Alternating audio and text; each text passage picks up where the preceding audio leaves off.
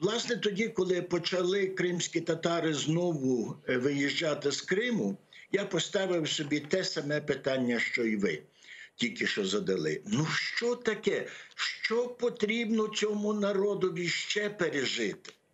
Щоб вже нарешті відкрилися йому двері до якогось нормального життя. Ну, дві депортації фактично за короткий відтинок часу.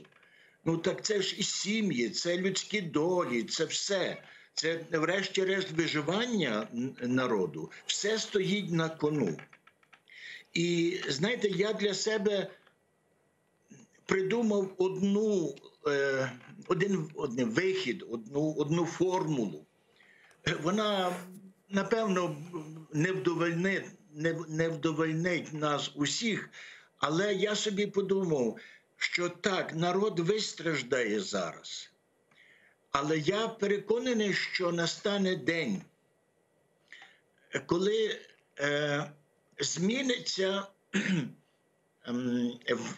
зміниться спосіб повернення кримських татар на рідну землю. У кінці 80-х, на початку 90-х років ви інфільтрувалися в Крим. Ви приїжджали поодинці, як могли, закріплялися за цю землю. І таке враження, що ви заходили в Крим з чорного входу. А зайти ви повинні з головного парадного входу. І тепер це обов'язково станеться після того, як ви пройдете ще один цей етап великих страждань. Я не хочу цього. Я від самого початку хотів, щоб ви війшли через головні ворота у Крим.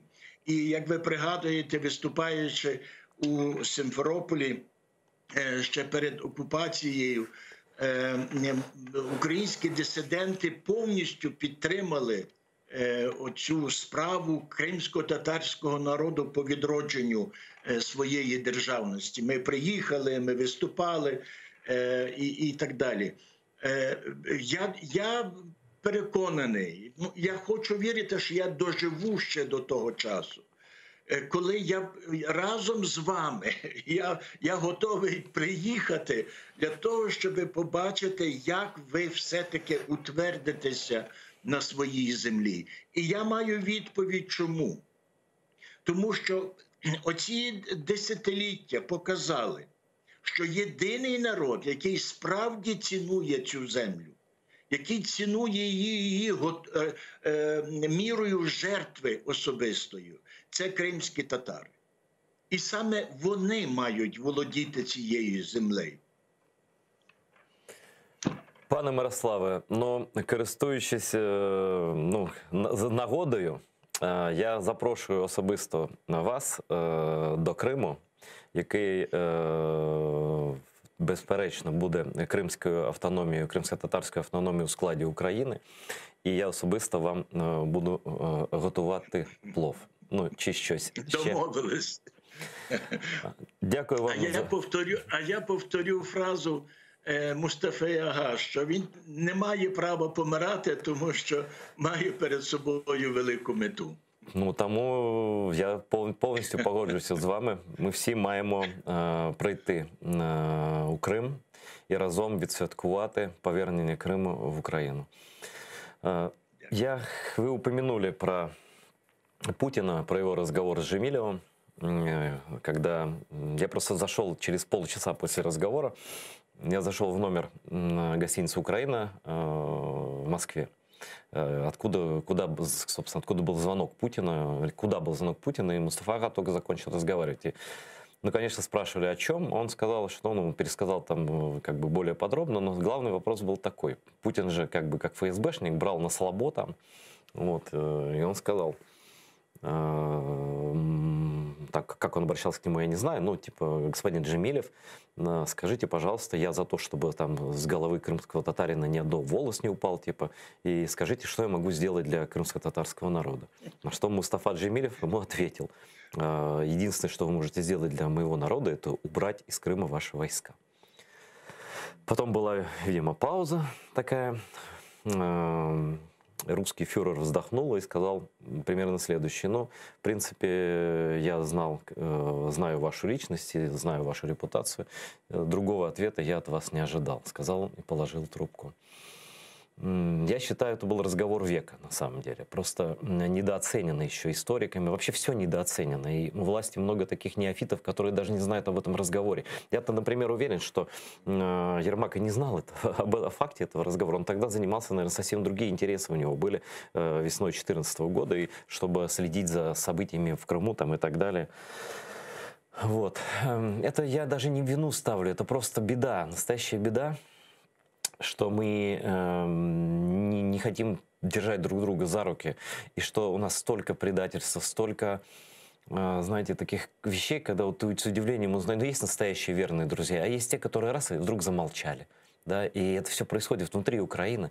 И ты понимаешь, что так разрушается страна, что это так уже было когда-то, 100 лет назад, когда мы все отвернулись друг от друга, мы ищем все, с кем бы поссориться, да, я категорически ни с кем не ссорюсь и не желаю этого, да, вот скажите, какой вы видите, вот сейчас военная угроза России, несмотря на то, что Путин типа отвел войска, никуда она на самом деле не делась, я попрошу вас вот в ситуации прокомментировать это, но как затравку для вот этой части нашей беседы, я хочу, чтобы мы посмотрели сегодняшнее заявление Путина, который он сделал в ответ на предложение Зеленского, на мой взгляд, весьма двусмысленное, встретиться на Донбассе.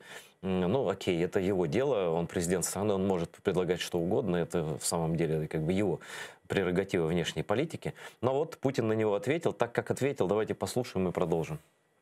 В последнее время действующее руководство Украины предприняло очень много шагов, разрушающих российско-украинские отношения.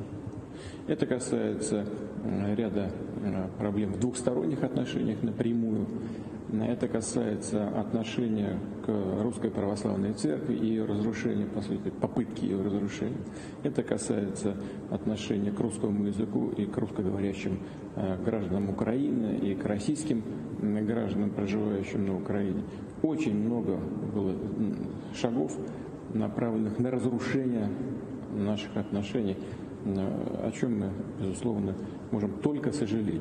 Но если президент Зеленский хочет начать восстановление этих отношений, мы будем это только приветствовать.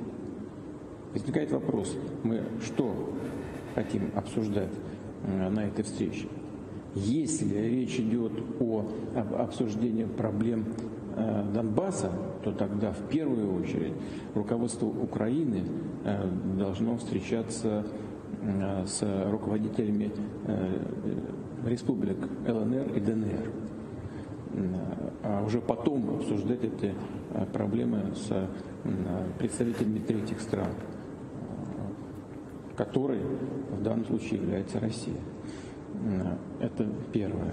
А второе, если речь идет о развитии двухсторонних отношений, то, пожалуйста, мы примем президента Украины в Москве в любое удобное для него время. Пане Мирославе, як ви оцінюєте цю пропозицію?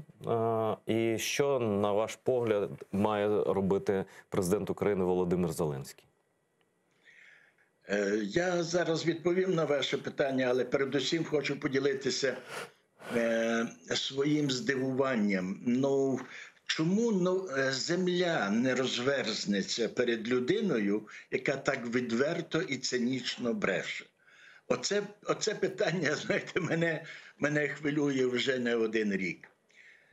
Тепер моє враження, я не великий політолог, звичайно, і я не можу оцінити всі аспекти. Я навіть не хочу аналізувати саме цю конкретну нібито пропозицію. В ній дуже багато зверхності щодо України, щодо самого президента Зеленського. І я думаю, що президент Путін не визнає суб'єктність України ніколи. Ну і, відповідно, усі інші наслідки. Натомість мене вражає те, що Путін намагається відродити роль Радянського Союзу як головного, так мовити, протиагента Сполучених Штатів Америки. І мене вражає, наскільки це робиться неадекватним. Наскільки ця роль стає вже просто смішною. Ну, він може переконати росіян. Але світ сьогодні, він такою роллю не переконає. І події в Чехії засвідчують, що якщо навіть така дружня досі країна до Росії зрозуміла, що вона вже не може далі терпіти таку поведінку з собою, ну, тоді це просто говорить про те, що сьогодні у світі така поза стає просто цілковито неадекватною. Те, що він відвів війська, для мене це сподіваний факт. Я хотів це вірити, хоч, звичайно, ніхто не має абсолютної певності. Я думаю, що путінська команда дуже чітко відчула, що у світі назріває новий консенсус щодо твердої позиції до Росії. І оцей консенсус західний починає Росію хвилювати, і тому вона відступила. А як ви думаєте, пане Мирославе, чи це насправді відступ, чи це імітація задля початку розподілу світу? Тобто потім на що чекати? Що Путін зараз поїде десь там в Рейк'явіку, я не знаю, в Парижі, там зустрінеться з Байденом, і вони, там деякі аналітики так кажуть, порішають, там, так, і за нас у тому числі. Так, якби це було з Трампом, я би так і розумів ситуацію, я би так чого побоювався. Байден надто досвідчений політик, щоби на це погодитись. Тому я практично таку версію розвитку подій виключаю. Ну, будем надеяться, что вы правы. Я хотел бы у вас узнать, вот вы человек очень авторитетный, ну, я не знаю, вы человек кремень. Ну, что вы рассказываете? Я знаю, что вы не просто сидели в тюрьме строгого режима, а 150 дней даже провели в ШИЗО. Это страшное дело, советские ШИЗО. Ну, о чем тут говорить, да? И вот вы как человек с такой биографией, с таким бэкграундом, с таким авторитетом, не нужно ли сейчас, вот перед лицом российской агрессии, которая никуда не делась, да, вот каким-то авторитетным людям украинским собраться и сделать заявление о том, что политики, кто считает себя проукраинскими, перестали вот эти друг на друга компроматы копать, воевать. Ну, не время сейчас, не понимает этого никто, да. Ну, какие бы ни были политические проблемы там в Литве или где-то еще, ну, не будут они перед лицом угрозы расхолаживаться и заниматься вот этой ерундой, да. Может быть, нужно какое-то обращение моральных авторитетов к нации, к народу, к президенту, ко всем парламентариям. Это так мелко выглядит на фоне русских танков и всех других методов угроз, которые никуда не делись. Ви маєте цілковиту рацію, і ця інтуїція у нас, членів ініціативної групи 1 грудня, була вже давно, ну як, порівняно давно. І кілька місяців тому, здається, 19-го року, якщо я не помиляюся, то вже більше, ніж місяці, ми виступили з таким подібним зверненням до політиків, щоб ми могли побачити за позицією кожного якусь частку правди і скласти пазли, і відповідно, щоб утворилася якась велика наша українська правда. Тобто таке звернення було. Я погоджуюся, що час сьогодні знову назрів до цього. Але мене смутить те, що навіть сьогодні, точніше, коли там було у пана Зеленського, коли він виступив перед народом, сьогодні чи вчора? Не, за день до обращения Путина к своему этому Рейхстагу. Ну так, за день. То навіть у цьому тексті, у цьому його виступі все одно була атака проти суперників своїх з опозиції. Ну, просто дивуюся. Це в такий момент, коли потрібна єдність. І кому це відчувати, як не президентові України? Ну, хай там опозиція, знаєте, хай вони, не маючи всієї інформації, хай вони не відчувають такої потреби. Але президент України сьогодні має це відчувати найгостріше. І він все одно вдається до риторики «ми», «вони» і все одно ділить країну. З одного боку, у нього меседжі, які падають таким бальзамом на душу деяких українців, яким яка різниця, яким немає різниці між багатьма речами. Це присутнє знову було в його риториці, але при цьому поділ, при цьому агресія щодо опонентів. Ну і так, це час на об'єднання, і я з вами погоджуюсь. Просто, знаете, обидно смотреть. Я не хочу, чтобы мы в чем-либо брали пример с русских, да, но вот то, как они готовы рвать всех вокруг, и как они едины в своем вот этом людоедском совершенно, там, потому что, реально, народ практически един. Там единицы остались каких-то людей, о которых я хочу вас спросить чуть позже, да, но в основном они проникнуты этой идеологией, да, это российская идеология, фашистское превосходство и так далее, но они как-то выглядят как такой, как единый кулак, да, по крайней мере, выглядит.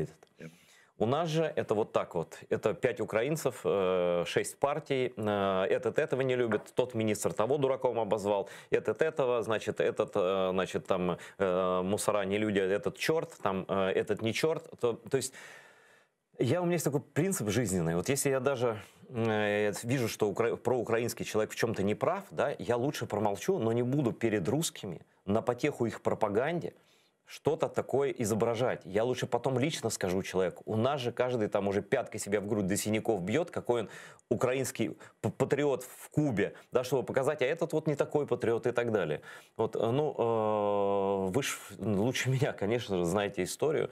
Скажите, как нам, нет ли риска повторения того, что было, что мы рассваримся и какой-то момент что-то произойдет, когда все-таки Путин дождется своего момента и совершит то, что он хочет? Я би відповів на ваше питання таким чином. Нам треба брати приклад не з росіян, а з кримських татар. Тому що мене вражає той факт, що вже впродовж стількох десятків років кримські татари знаходять можливість об'єднуватися довкола свого меджлісу, довкола свого морального національного лідера і при цьому залишатися нормальним народом з різними настроями, з різними думками щодо майбутнього. Маючи ці різні думки, вони все-таки вміють зберігати національну єдність. Я захоплююся цим фактом, тому що у мене таке враження, що на вашому місці етнічні українці вже не лише б давно поділилися, але вони би стали ще більшими ворогами, ніж їхній головний ворог. Тому саме з оцих міркувань і будучи завжди враженим тим, наскільки високим моральним лідером є Мустафа Ага, я вже віддавна заявляю про те, що я би радо проголосував за нього на пост президента України, якби він тільки висунув свою кандидатуру, тому що в ньому є ті моральні і політичні якості, які в мене викликають якнайбільшу довіру. Но зря вы такое сказали. Сейчас начнут еще больше говорить, что вот Джемилев собрался в президенты. Нет, конечно. И вообще это очень странно. Ни Джемилев не является никому политическим конкурентом внутри Украины. Ни мы ни с кем не конкурируем, ни с одним каналом. Мы не против никакой партии. Мы не против там, ни правительства, ни парламента. Мы за все украинское против всего антиукраинского. Мы настолько кристально чистый пример вот такой войны с открытым забралом, да, когда у нас полтелеканала под уголовными делами там ходят и там в розыск объявлено, мы, собственно, у нас тут двусмысленности быть не может никакой. Да, и, конечно, ну, грустно, что находятся люди, которые в такой момент позволяют себе устраивать какие-то разборки, сварки, подозревают нас в каких-то вещах, которые вообще нам не свойственны. Но я всегда говорю, знаете, что когда человек кого-то кем-то считает, это он говорит, скорее всего, про себя. Вот. И спасибо вам за те слова, которые вы сказали про Кремлы. Ну, отвечу вам так, наверное, это синдром сильно битого, потому что за эти 2,5 столетия, что мы знакомы с русским миром не понаслышке, вы сказали про 2 депортации, на самом деле их было 8. 2 это за короткий период, вот, который 20 век, да. Была депортация 61 года позапрошлого уже века при так называемом Александре II Освободителе, да, когда за год, что ли, было выкинуто из Крыма, выдавлено, вышвырнуто 80% Крымлы. Это есть в справочниках, это как бы они это делали бесстрастно. То есть Российская империя, она была, ну, это расистское государство. Здесь была черта оседлости для евреев, Крымлы просто выгоняли, этим украинцам запрещали, этим, ну, я просто забыл, про всех не скажу, но украинцам запрещали говорить на своем языке. То есть все были по местам расставлены, эта страна была по-настоящему расистская, да, вот, но... И мы просто, я думаю, что это вот о чем вы сказали, что так много людей, которым там какая разница, это последствия колониализма, того самого такого иезуитского посыла, что вот украинцы младшие братья, но все-таки братья, но младшие братья, но все-таки братья. Они душили украинцев в объятиях, да, убивая при этом всех, уничтожая напрочь моря и замещая население, чтобы уменьшить национальный дух. То есть, когда ты говорил, я знаю, что вы осуждены за то, что к памятнику Шевченко во Львове клали цветы, просто. Памятнику Шевченко во Львові положили цвіти. Це ваше перше, по-моєму, діло було, да? Вот. Це не було причиною арешту, ну, поводом було. Заарештували за членство в Гельсінській групі. Але це було крапелькою. Ну да. А нас они как бы сразу сказали, что мы никто, и мы просто лишние там. Они переписали всю историю, объявили нас пришельцами, и политика была официальной по выжиманию из Крыма. Это была абсолютно фашистская, нацистская политика геноцида. Тут ничего вообще такого удивительного нет. Они нас никогда не считали и не называли никак. То Украину труднее проглотить. Здесь они гибридно как-то действовали, да. Это вот последствия всего. Но, слава богу, я думаю, что сейчас уже такое количество людей, которым не все равно, и которые понимают, как и мы, и украинцы точно такие же, понимают, что как бы крах Украины или поражение Украины — это наша личная смерть, и смерть всех наших близких и так далее. Это не какая-то смена флага за окном, да, это просто будет все по-настоящему, достаточно послушать русских пропагандистов, что они с нами сделают, чтобы прийти в себя, да. Я вот какой вопрос хотел вам задать, немножко, может быть, хотя по теме разговора. Вот знаменитая московская была украинская хельсинская группа, в которую вы входили, московская хельсинская группа, хельсинкская группа. Все теряют эту букву К и на письме иногда тоже. Мы уже выкидаем. Да. Вот. И в свое время, ну, понятно, что я даже был в 2015 году лауреатом премии Хельсинской группы за борьбу за права, ну, как раз за крымских татар, за АТР. Я тогда еще жил в Москве и получил за свою публицистику тогдашнюю эту награду, не денежную, а просто, ну, памятную. Однако потом я попросил вычеркнуть меня из списков лауреатов, поскольку в лауреаты попали в том же году люди, у которых появилась двойная риторика, что на референдум нужно повторный провести. Это вот такой персонаж, депутат из Пскова, я забыл, как его фамилия. вот, и так далее. А что вот ваше ощущение от ваших коллег из московской хельсинской группы? Осталась ли она с собой или она уже выхолостилась? И есть ли у вас те же контакты, как в советские времена, или нет? Ну, деякі контакти залишилися, як от, скажімо, з Олексієм Смірновим, Подробінником, Сергієм Ковальовим. Всі вони приїжджали до Львова в Український католицький університет у 16-му році, коли ми провели на базі університету другий Кримський форум і відзначали ювілей Української гельсінської групи, разом об'єднали. Це саме була така наша ідея, щоб підтримати кримських татар і продублювати ту зустріч, яку ми мали у Сімферополі. Вона була дуже успішною і, ну, на мою думку, ця зустріч мала сенс. І саме туди до нас приїхало 5 колишніх дисидентів з Росії. Так що якесь глобальне таке партнерство за демократію ніби зберігається, хоча одиниці зберігають повну підтримку Україні у справі її визволення від російського зашморгу. Натомість в більшості російських демократів зберігається така, їх стосується теза, таке гасло, яке ми давно вже виробили, таке правило, що російська демократичність триває доти, доки не постає питання незалежності України. І тоді воно розбивається. Зрештою, навіть Сергій Ковальов, відомий дисидент і борець за права людини, він мені в таборі говорив, що «Мирослав, я не розумію національного вопросу». Тобто для нього існує тільки просто демократичність устрою, але не свобода народу як такого. Так що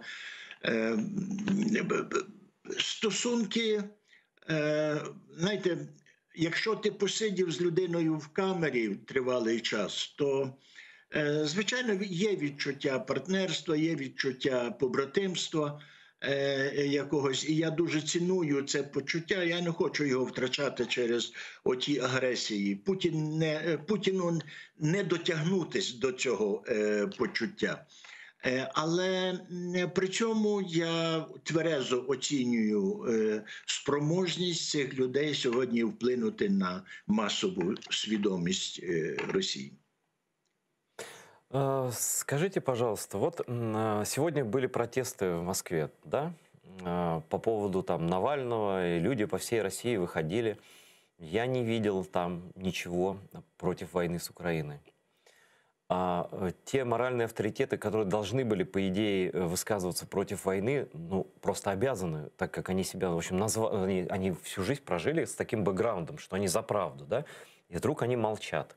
Вдруг замолкают все эти великие рок-музыканты, замолкают все эти светочи русской интеллигентной мысли.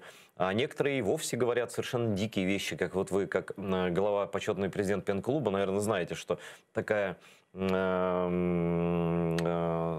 Улицкая Людмила, которая в Париже живет, дала в 2014 году осенью, по-моему, интервью в газете французской «Le Monde», где сказала, что крымские татары загадили Крым, что они, ну это просто был дикий, такой на уровне антисемитизма, пещерного бред, и тем более предательства в момент оккупации. То есть и планка упала и у литературных людей, и у музыкальных, и у любых, да. И мы же сейчас говорим не про какой-то там глубинный народ там у пивного ларька, да? Мы говорим про интеллектуальную, на самом деле, элиту в разных областях в России. Так всегда было или что произошло? Вот вы понимаете глубинную причину вот этого отчуждения, этого отсутствия эмпатии к Украине, к крымским татарам? Вот освободите политзаключенных, но ни слова про украинских политзаключенных, из которых крымских татар 2/3, да, ни слова. То есть политзаключенных освобождайте, но наших. Украинских можно не освобождать. Ну, это как пример просто. Я хочу, чтобы вы вот так философски проанализировали это. Ой, проблема дуже важка, тому що російський народ справді перебуває в страхітливій духовній кризі. Я не кажу це з позиції радості за те, що український народ не перебуває в кризі. Ми маємо свої аспекти, ми маємо свій гріх вторинності. Ми завжди дивимося на когось, щоб знайти модель поведінки. Але оця гординя великодержавності, яка є досі у російського народу, заганяє його просто в прірву. Я можу поставити це питання таким чином.